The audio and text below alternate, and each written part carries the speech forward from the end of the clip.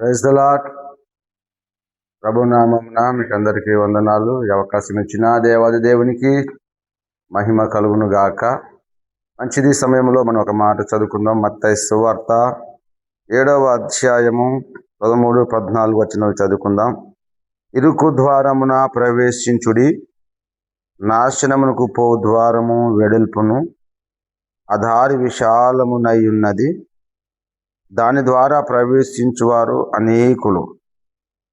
జీవమునకు పో ద్వారము ఇరుకును, ఆ దారి సంకుచితమునై ఉన్నది, దాన్ని కనుగొను వారు కొందరే. Praise the lord. ఇక్కడ ప్రభువు చెబుతున్న మాట ఏంటంటే, ఇరుకు ద్వారమున ప్రవేశించుడి,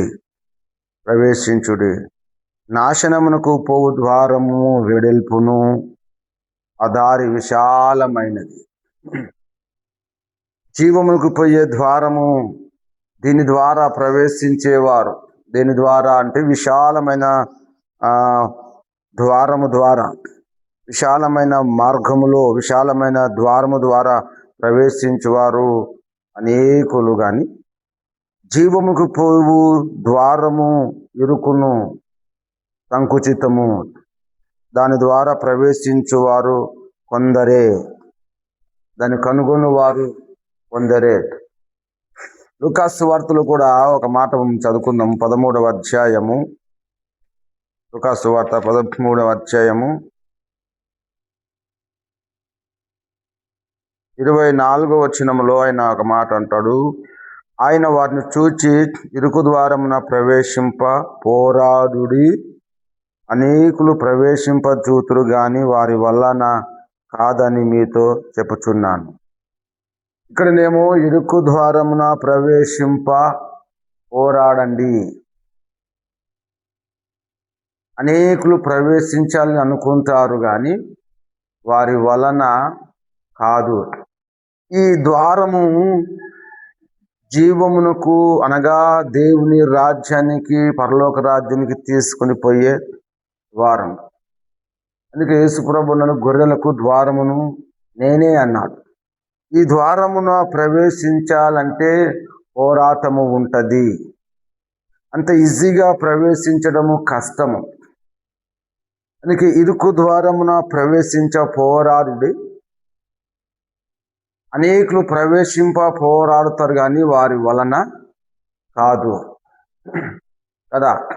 ఎందుకు వారి వలన కాదు, ఎందుకు ప్రవేశించలేకపోతారంటే ఇది ఇరుకైన ద్వారం. ఈ ద్వారము గుండా ప్రవేశించేవారు లేదా ఈ ద్వారము గుండా వెళ్ళే వరకు ఇరుకులు కలుగుతాయి. ఇరుకుగా ఉంటుంది, కష్టంగా ఉంటుంది, చాలా కష్టపడాల్సి వస్తుంది, చాలా శ్రమతో కూడుకున్నది, చాలా వేదనతో కూడుకున్నది. దీనికి పోరాటము అవసరము. అంధకార శక్తులతో పోరాడాలి, దురాత్మ శక్తులతో పోరాడాలి. దుష్టుడు అడుగున అనేకమైన ఆటంకాలు, అనేకమైన అభ్యంతరాలను కలగజేస్తాడు. అందుకే ఈ మార్గంలో నువ్వు ప్రవేశించాలంటే, ఈ ద్వారంలో నువ్వు ప్రవేశించాలంటే చెప్పు, నీకేమి ఉండాలి అంటే నువ్వు పోరాటం చేసేవారిగా ఉండాలి. అనేకులు ప్రభు యొద్దకు వస్తారు కానీ వారి వలన, ఆ యేసు ప్రభు దగ్గరికి 72 మంది శిష్యులు వచ్చారు కానీ చెప్పు అందరు యేసు ప్రభుని వెంబడించలేకపోయారు. ఒకరోజు 60 మంది యేసు ప్రభుని విడిచిపెట్టి వెళ్ళిపోయారు. అంటే ఇది కష్టమైనది, ఇది కష్టమైన మార్గం. నా శరీరము తిని నా రక్తము త్రాగువాడే నిత్య జీవం గలవాడు అని ప్రభు బోధించినప్పుడు అందరు అభ్యంతర పడిపోయి వెనుకకు వెళ్ళిపోయారు కదా. ఇది కష్టమైన బోధ. ఇందులో శ్రమలు కలుగుతాయి, ఇందులో శోధనలు వస్తాయి, ఇందులో బలహీనతలు వస్తాయి, ఇందులో అవమానములు ఉంటాయి, నిందలు ఉంటాయి,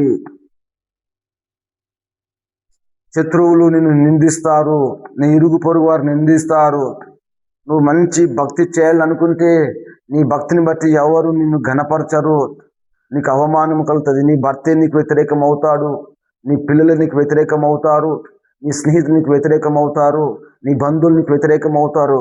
ఇలాంటి వ్యతిరేకల మధ్యలో నువ్వేం కలిగి ఉండాలంటే పోరాటం చేసేవాడిగా ఉండాలి.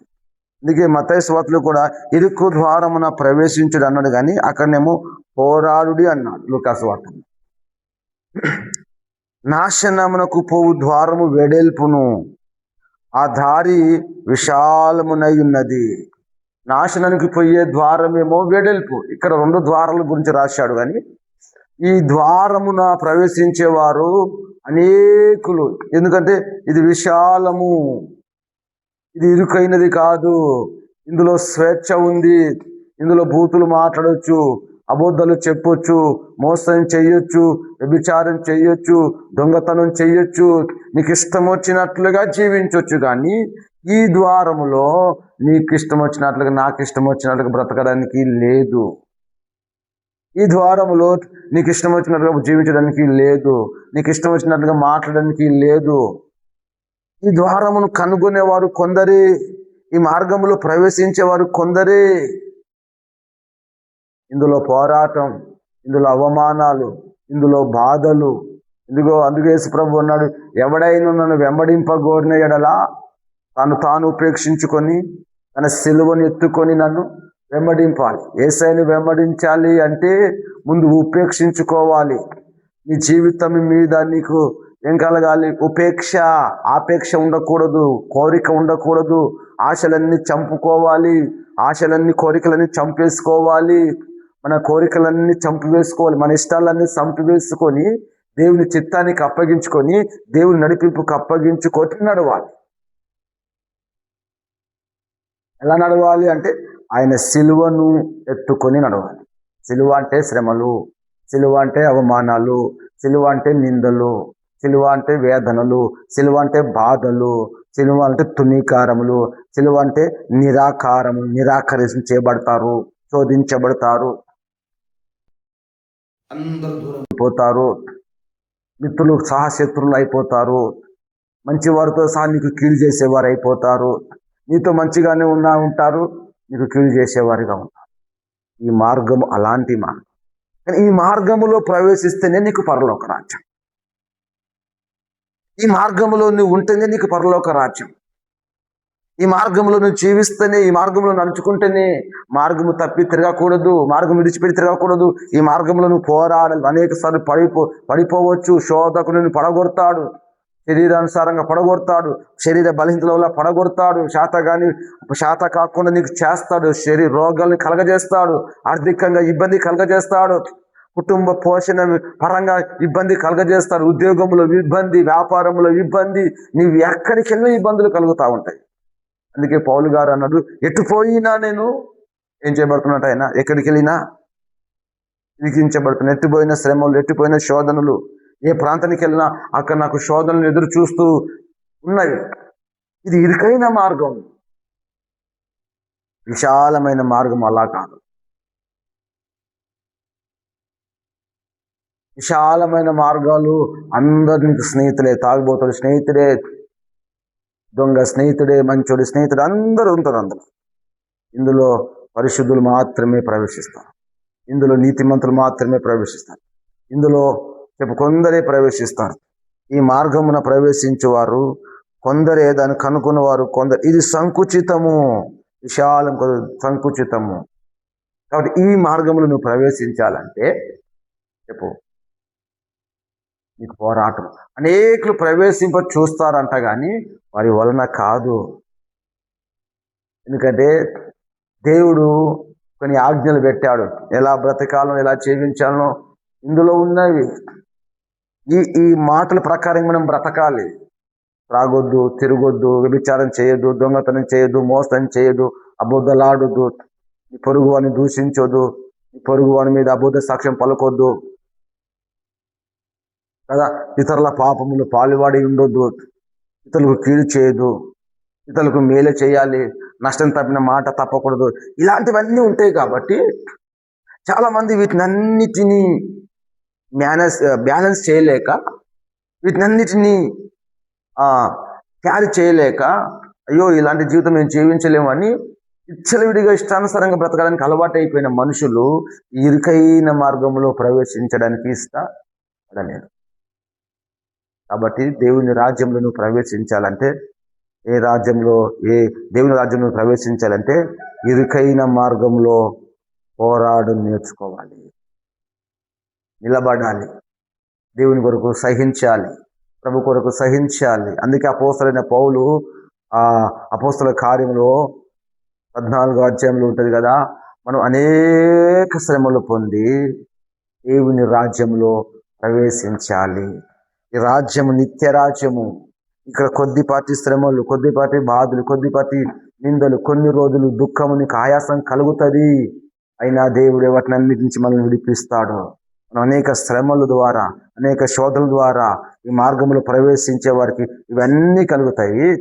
వీటినన్నిటి ద్వారా, ఈ మార్గం ద్వారానే, ఈ శోధనల గుండెనే, ఈ వేదనల గుండెనే, ఈ బలహీనతల గుండెనే, ఈ అవమానాల గుండెని, ఈ నిందల గుండెనే నువ్వు దేవుని రాజ్యాన్ని స్వతంత్రించుకోవాలి. అవమానం కలిగింది కదా అని విడిచిపెట్టకూడదు మార్గమును. అందరూ దూషిస్తున్నారు కదా, అందరూ తిడుతున్నారు కదా అని విడిచిపెట్టకూడదు మార్గమును. ఈ మార్గాన్ని గట్టిగా చేపట్టాలి. అందుకే క్రీస్తు యేసునందున్న సద్భక్తితో బ్రతకను ఉద్దేశించు వారికి శ్రమలు, హింసలు కలుగుతాయి.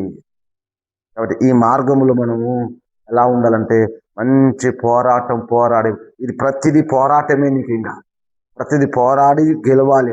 పోరాటం చేయకపోతే నీకు గెలవము. పోరాటం లేకపోతే నీకు గెలవవు, నీకు ముందుకు సాగలేవు.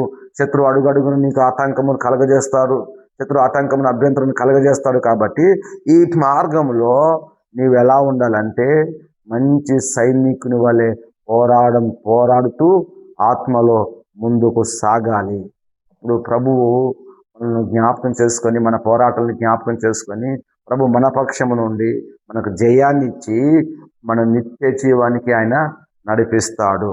ఈ కృపాదేవుడు మనకందరికీ ఇలాంటి పోరాటంలో ఉన్న వారికి, ఇలాంటి ఇరుకు మార్గంలో ఉన్న వారికి, ఇలాంటి కష్టకరమైన జీవితంలో జీవిస్తున్న వారికి నువ్వు కృంగిపోవద్దు, మనం అధైర్యపడద్దు. ఇంకా మనము పోరాడి నిత్య జీవని మనం చేపట్టాలి. ఇంకా మనం పట్టుదల కలిగి దేవుని రాజ్యంలో మనం ప్రవేశించాలి. మన గురి ఈ లోకము కాదు, మన గురి ఇంకేదో కాదు, మన గురి యేసయ్యనే.